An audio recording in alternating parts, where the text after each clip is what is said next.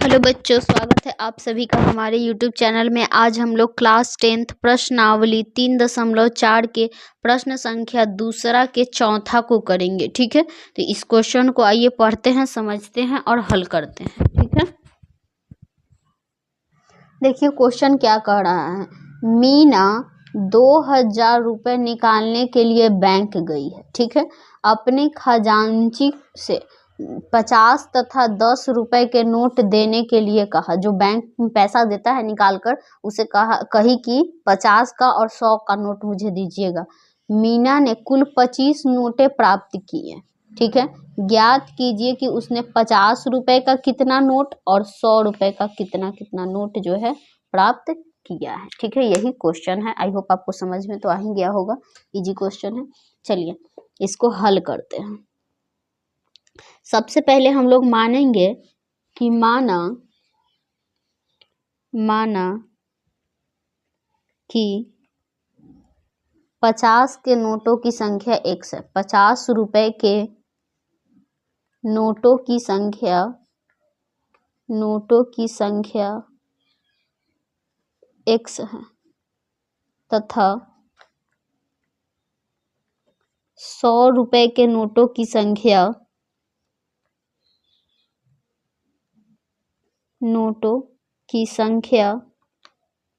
कितना है, y है।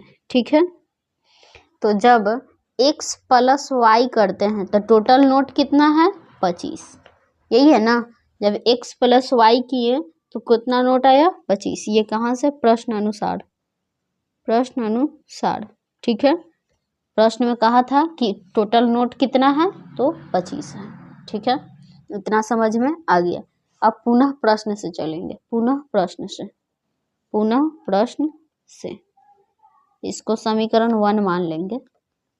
कह रहा है क्वेश्चन कि 50 का नोट है और 100 का नोट है, टोटल कितना है, 2000 रुपया है। तो जब 50 रुपए का कितना नोट है total, x plus y rupees का मतलब 100 रुपीज का कितना टोटल नोट है, y, तो 100 इंटू वाई। और जब दोनों को कुल पैसा को जोड़ेंगे तो टोटल पैसा कितना है, 2000।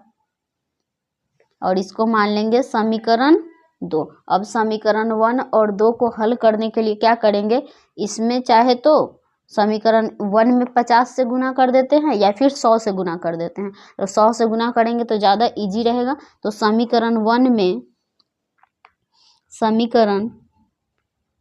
में 100 से तथा समीकरण 2 में 1 से गुना करने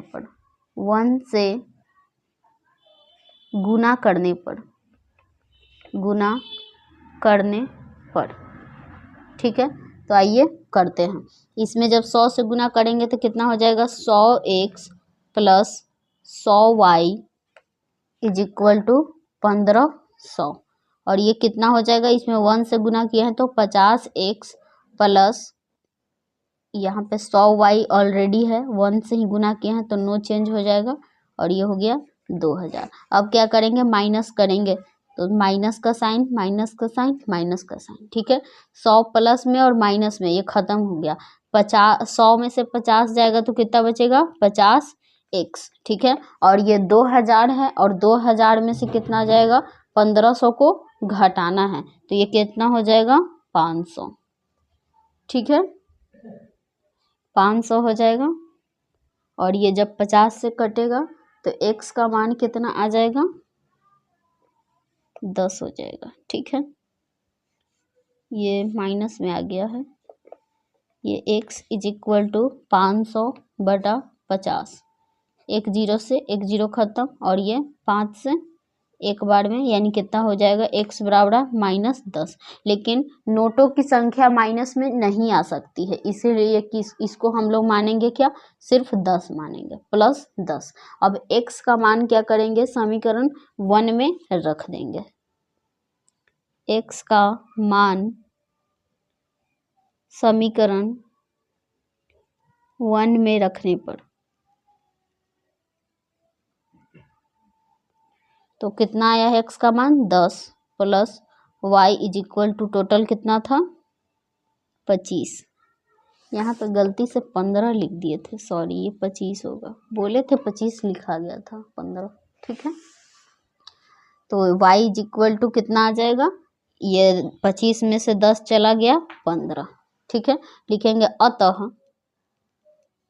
50 रुपए के नोटों की संख्या